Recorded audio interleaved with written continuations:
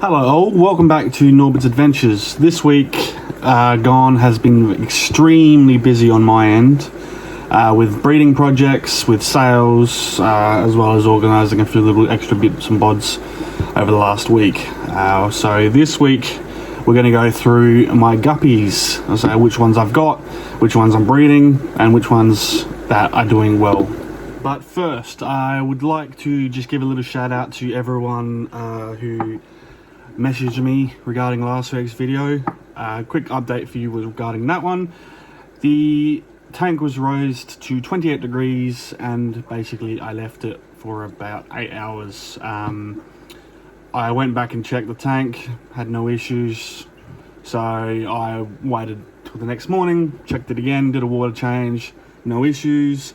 It's now been about 9 days, about the 28 degrees, and it's disappeared. White spots disappeared. So had a lot of people telling me that the 30 degrees and higher basically quickly causes the bacteria to grow faster, and the circle of their reproduction quickens, which means that they reproduce and get killed off easier and quicker.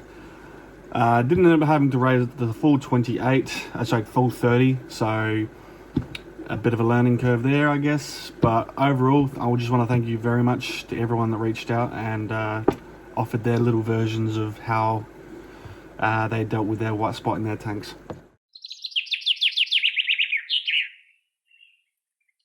Just quickly, I would like to talk about the newest additions to the fish room.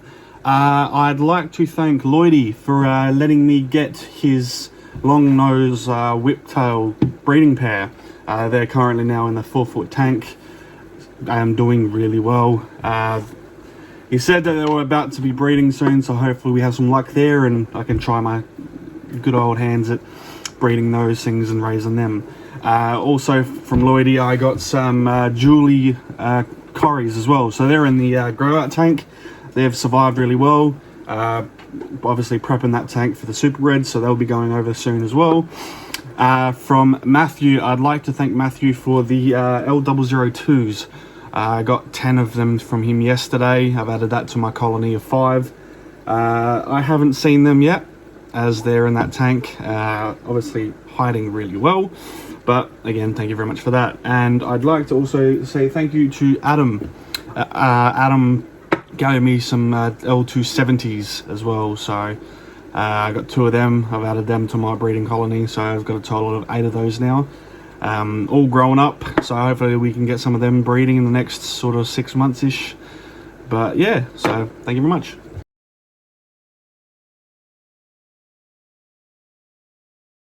So with guppies, I'm going to begin with the oldest guppies I've got in the aquarium room, and that is the albino platinums.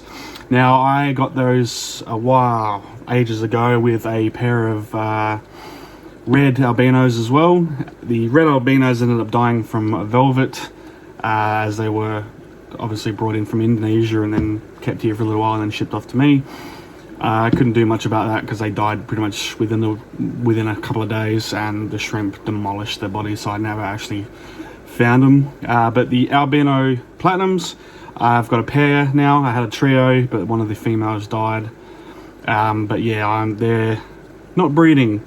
So if you know anyone that has the platinums or platinum albinos, that would be great to get a couple more females.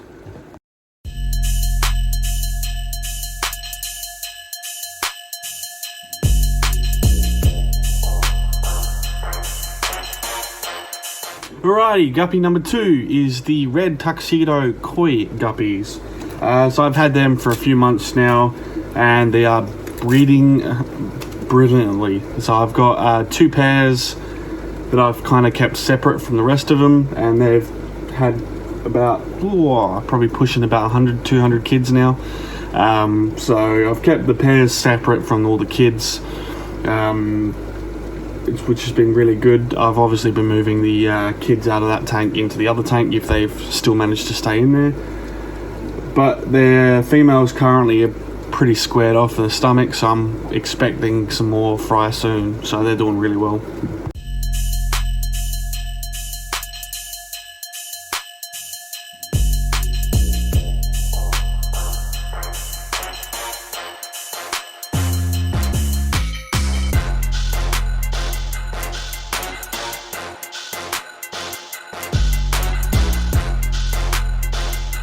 Guppy number 3 and number 4 are the Moscow Blues and the Emerald Green Moscows. I got these both around the same period. The Emerald Greens have been breeding a lot better than the Blues. I'm not too sure why. As well as they've been producing a lot more girls than boys. Whereas the Blues have obviously been breeding, but they're a lot smaller in batches and they're not growing as quickly.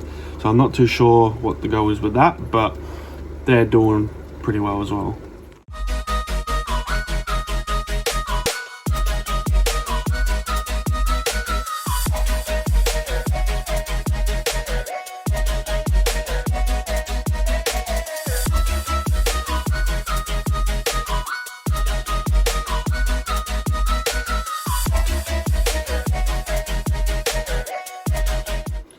Guppy number 5 is the Tiger Endlers. They've been breeding pretty well as well. Had a massive explosion of growth recently. A lot more males than females, unfortunately.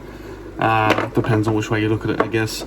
Number 6 is the 24 carat German Yellows. I got a trio of them about 4 months ago. Got sent an extra female with them, so there's 4 to 1. And they've been breeding wonderfully. The colours that are coming out are amazing. The males are coming out with a nice white sheen with the yellow tail, and the females are coming out predominantly yellow as well. So, I'm actually not very fond of yellow, but it's done pretty well with those guys, and I'm actually enjoying them.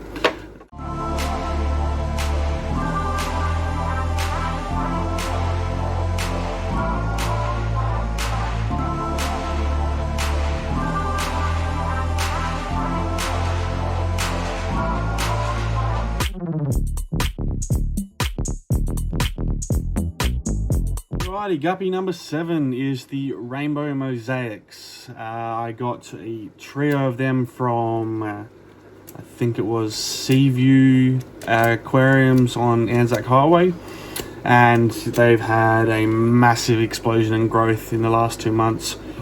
The males have just come through now with their colours. Not all of them have come through as rainbows, but most of them will come through with a very high grade of red and yellow. So that's, I enjoy their colours, so that's good. Number 8 is the Scarlet Lace Guppies. I got a trio of those, and in the last 2 months they've had an explosion of growth. They've had kids regularly. They're in the Super Red tank, so they've been breeding as well as the Super Reds, so that tank's been very profitable in the last few months. Guppy number 9 is the Magentas. So I got Magentas from Lloyd, and pretty sure I got 3 females and 2 males, I think it was. They've had, from the looks of it, a couple of fry. Whether or not they've survived, I'm not too sure. I haven't been able to find them because they've been hiding pretty well, so they're one to look forward to seeing in the next few months, watch them grow.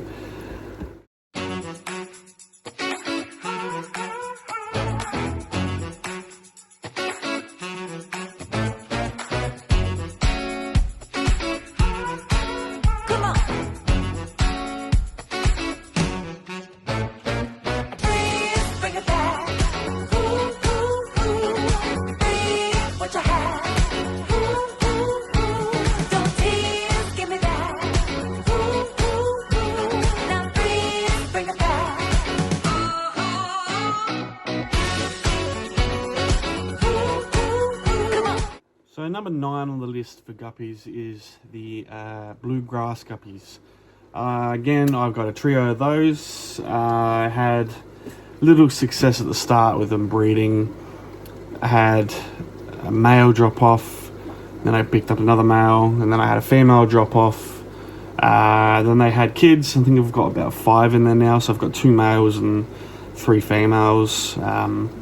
Still waiting to see if they breed going forward, but they're beautiful colours. I'm just hoping that they do succeed in breeding and moving forward, that they have an explosion of growth or something happens, because it's taken a little while. And number 10, I've got, now bear with me, I'm very bad at this name, as a Ginger Rabora Guppy, Endlers. These were very hard to find, and they're not cheap. Apparently, I think 3 pairs at $40 each, and they're breeding now, which is good. But yeah, it took me a while to find them, and they're very expensive considering they're just Endlers. I'm sorry. Hopefully, going forward, that they produce some nice colours. I got the I think it was the blonde and the grey type. So going forward, I'm going to have to separate them into their own separate tanks to keep the separate lines. But at the moment, they're all together, and I'll see what happens.